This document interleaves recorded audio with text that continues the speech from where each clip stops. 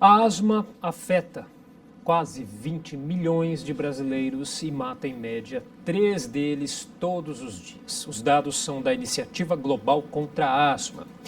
Para tentar minimizar essa situação, alguns especialistas defendem uma revisão de protocolos clínicos e diretrizes terapêuticas. E para falar sobre esse assunto, eu recebo agora o Dr. Oliver Nascimento, que é pneumologista da Unifesp. Tudo bem, doutor? Como vai? Tudo bem? Tudo ótimo. Bom, explica para a gente então o que é a asma.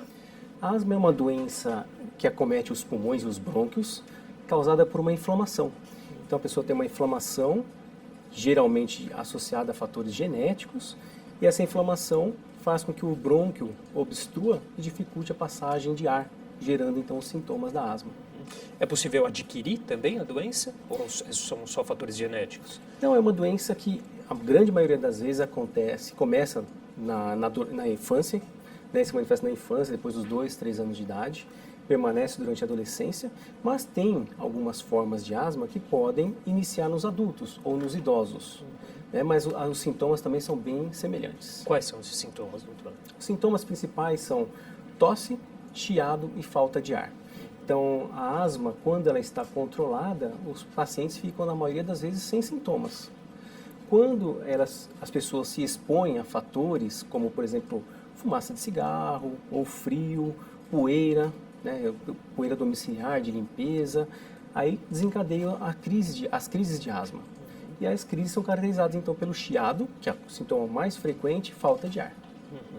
Bom, é uma doença estigmatizada e há uma certa negligência por parte tanto das pessoas, talvez até por parte da classe médica no tratamento dessa questão? Então, a asma é uma doença, como você mesmo mencionou, muito frequente. O que acontece é que muitos pacientes, ou até mesmo os pais das crianças que têm asma, minimizam os sintomas, chamam até a asma de bronquite, né, ou bronquite alérgica, bronquite asmática, e acham que é uma coisa mais leve, e a asma é uma doença mais grave. Então, isso já tem um estigma entre os próprios pacientes.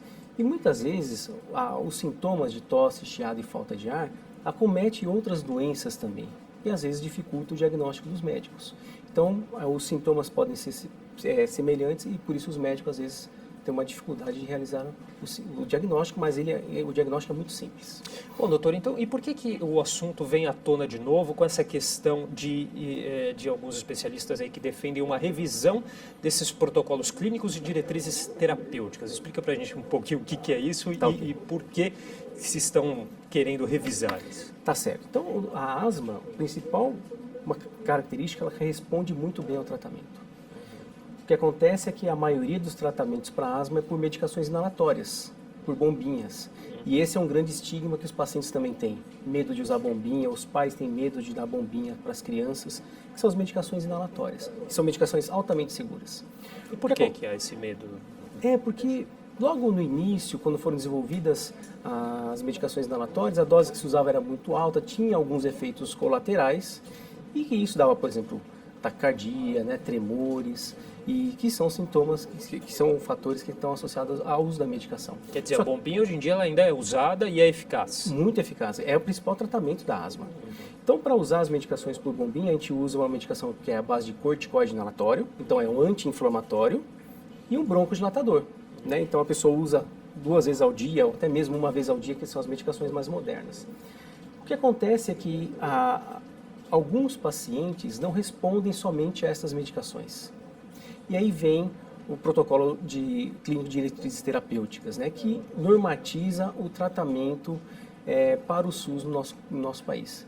Então, existem tratamentos gratuitos para a asma, que envolvem medicamentos com a base de corticoide inalatório, que pode ser pego na farmácia popular com prescrição médica, ou associação de corticoide inalatório e broncodilatadores, que são pegos na rede pública de saúde, mediante o preenchimento de protocolo, que é um pouco burocrático.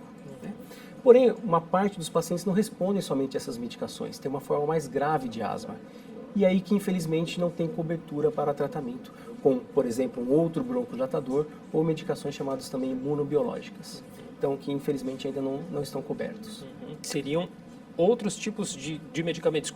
Como são esses medicamentos? Então, são medicamentos que são adicionais ao se o paciente já está usando. Então, as bombinhas, os pacientes nunca vão deixar de usar. Isso é uma coisa que tem que ser muito importante.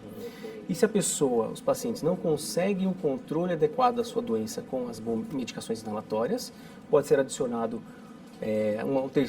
uma terceira medicação inalatória, que é um outro broncodilatador, também dada por uma bombinha ou dispositivo inalatório. E se não tiver resposta, aí sim utiliza uma medicação chamada imunobiológicos, que são medicações dadas subcutâneas, que é para combater anticorpos dentro do organismo que desencadeiam os sintomas de asma. Agora, são medicações que não estão, por enquanto, disponíveis na rede pública, é isso? Não estão disponíveis. Há uma previsão se então, estarão? Essa é a reivindicação. Essa é a pressão para... A reivindicação, né, para tentar fazer uma revisão realmente dos protocolos. Porque as medicações, tanto o outro broncodilatador, que é um anticolinérgico, né, ou mesmo os imunobiológicos, quando bem indicados, os pacientes respondem muito bem ao tratamento. E assim, não são todos os pacientes que vão usar, é uma pequena parcela de pacientes.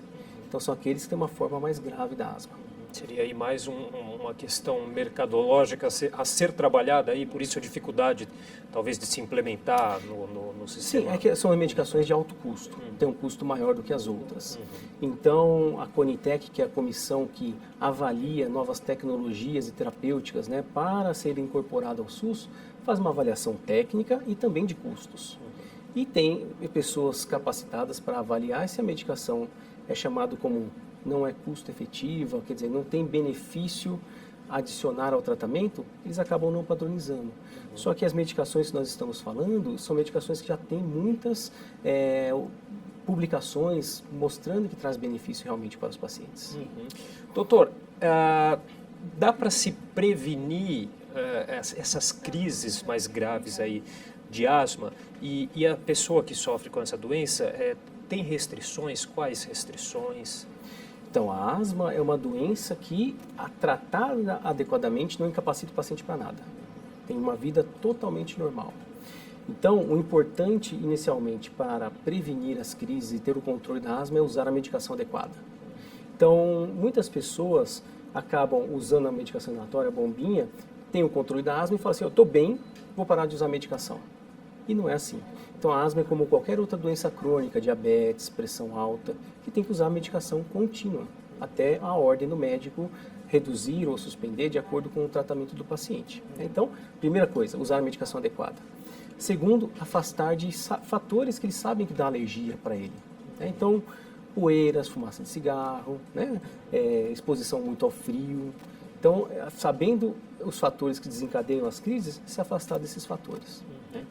E algumas pessoas têm outras doenças em conjunto, como por exemplo rinite. Né? Estão associados. Estão associados a azia, refluxo. Né? Então você tem que controlar esses outros fatores também que fazem com que controle bem a asma. Tá certo, as comorbidades. Doutor. Muito obrigado pela participação. Um prazer, obrigado a você.